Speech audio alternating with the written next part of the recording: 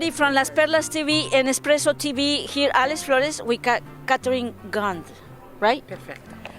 Perfecto. And she's the co-director of Chavela. Chavela Vargas, you know, Chavela Vargas, la mera cantante.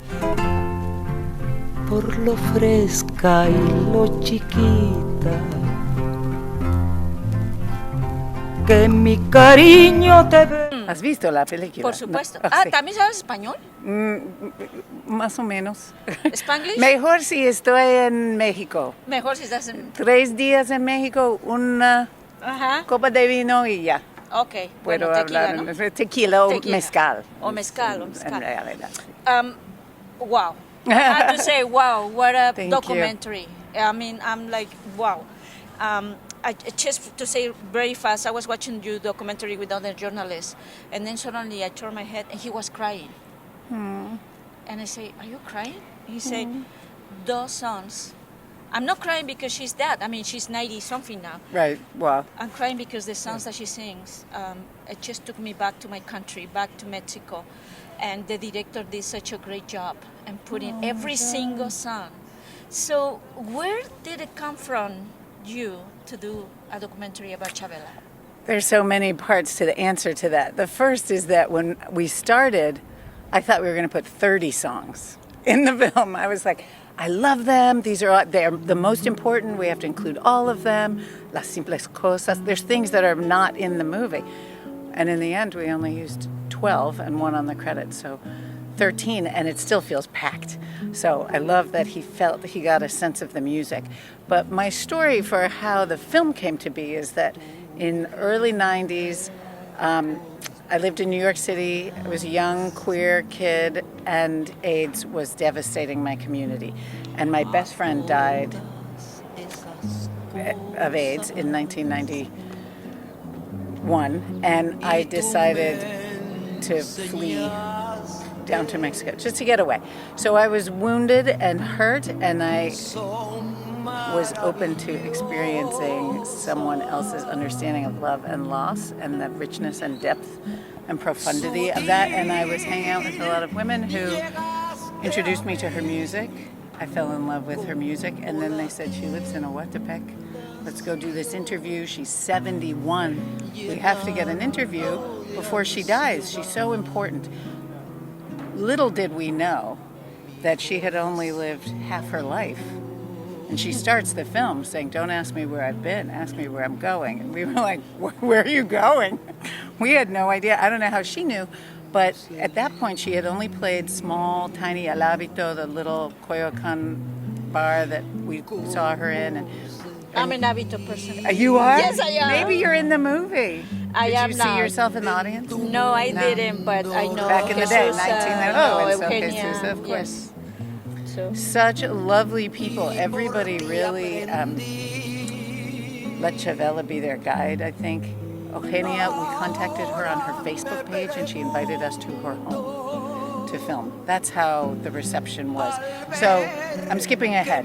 So there I was. We recorded with her. She invited us to her house. We recorded her performances. And I put it away with everything else from that period. And long and short, I'm going through some old material. I find it. I think I should find out more. I didn't know that much about her, really. I knew I loved her music, but I didn't know her story.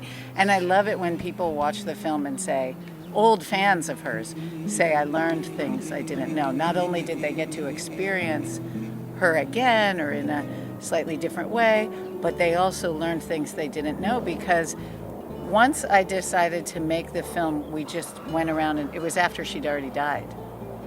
And I never met her again. I saw her perform at Carnegie Hall, but by then she was so famous with the Frida movie and Pedro Almodovar, and Salma Hayek presented her there. And so I didn't go up. I mean, there's thousands of fans. But sort of following the path of people who knew her and loved her and had worked with her and talking to them, it was beautiful to just keep discovering more. And actually, the middle part of the film, her former lover, Alicia Elena, was the very last person we interviewed. And we'd already made this whole film, and it was Jesus' sister, Marcela, said, something, Alicia, Elena, da, da, da, da, like she was talking about something else. And I said, oh my God, that's the person. And we contacted her. She said, no one's ever asked me what I think, and I would love to tell you my story. And she did it. She gave us all her photographs too. And I just feel like there is a way, you know, some people say people don't die, we carry them, they stay living. I feel like Chavela is certainly still living in all of us who know her and who appreciate where she touches us in our bodies. Yes. Yeah. I mean, we probably gonna have a big line outside the movies. Oh, right? good. I hope so. We were in Guadalajara, we were in Ambulante, in DF. It's been such a thrill, especially with Mexican audiences and Mexican American, with people who know her and love her already. But in Mexico, it was such an honor. I mean, she was a gift to all of us. And the way that she's made it possible for us all to keep appreciating her now, I feel some people have said she really was going to be buried by history. And a lot of things and her and people came together to conspire to make sure that didn't happen. No, it will never happen with her because she takes us to the deepest inside place. It's like That's right. I only know two people that can take you in the Mexican music into the heart and you know when you have a broken heart. That's the one That's to what hear. you need, right? Right? And it's Jose Alfredo Sí. and Chavela Vargas. And I didn't know they were buddies. Did you see that one photograph that they're both at the bar? Yeah, I was Yeah, like, isn't oh that my lovely? God. And they were like gone for months and then like drink. Well, and she was gone maybe for 10 or 15 years. Yes. Yeah, And that's when I find out in 1991 when I started performing at the Abbey. that's right. And I was like, Chavela Vargas, wow. Vive, Chavela Vargas, vive. I love when Elena says that And I in the love, movie. and I love the fact that you contact Pedro Almodóvar. Oh, he was so generous, and he really does love her. And I think his interview is very sweet and incredibly honest. And when he says, you know, she says I was her husband here on Earth here. I That's love right. that. That's I right. mean, he really did love. He loved her, and he appreciated her, and he still does. In Julieta, there's a photograph of her on the wall, and of course her music in the film. And Right. And it was a beautiful way that you put all the material together. It was fantastic. thank you so much. There was an incredible woman we worked with named Carla Gutierrez, who was our editor. Wow. And she is a genius.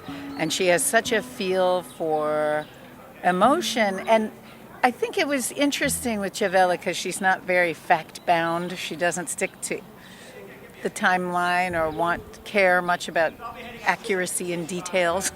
Yeah. She just would say, do you want to know what date it was or do you want to know the story? Mm-hmm. And I think Carla really channeled some of that and let it be. We weren't trying to figure out what happened really or it wasn't like we were being investigative reporters. We were more trying to mine the depths of emotion that Chavela can tap into.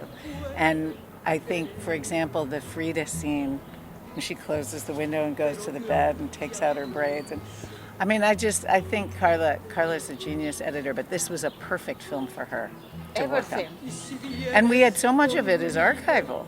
It's we had a brilliant archivist named Adrian, also Gutierrez, no relation. Okay. And he is from Monterrey, but he was in Mexico City, and he went to the universities and the libraries, the museums, and he tried to find footage, and he's the one who found a lot of those photographs. And it really gave us the ability to imagine what that might have felt like, or what's going where on we were, yeah. between those bunch of But artists in the 60s and the 40s. God. I know, it's funny because while we were making it, I kept saying, I wish I could meet Chavela. And people were like, you did meet Chavela. So you know that opening shot in the mirror? That's Yes. me with my, Oh, that's yeah. me 25 yeah. years ago. Oh, wow. Yeah. And so I did meet her, but I met her before she finished Yeah. her story. Wow. Well, it's amazing you film. Thank I'm you. sure the audience are gonna love it. The you so songs, much. everything, and thank you for producing it and direct it. Thank you so And much. too bad you're only gonna be one day. I know. I'm going to be at the screening tonight, and I'm going to do a Q&A at the screening tomorrow morning. Okay. It ends at 12:30 or something. And then Or you. something. And then I'm off. Yeah. Okay. Off again on the festival circuit. You go and show it, but you get to meet great people and talk about the film, and Yes. it's fun. And this is such a beautiful place. Yes, it I is love one of the Toronto. best festivals too. Yeah, it Anyways, is. Thank you so much. people, Chavela Vargas tonight at 7. Go an hour and a half early. She's the director. She's amazing. I love her already. Anyways, see you next time. Del mundo donde no haya justicias ni leyes ni nada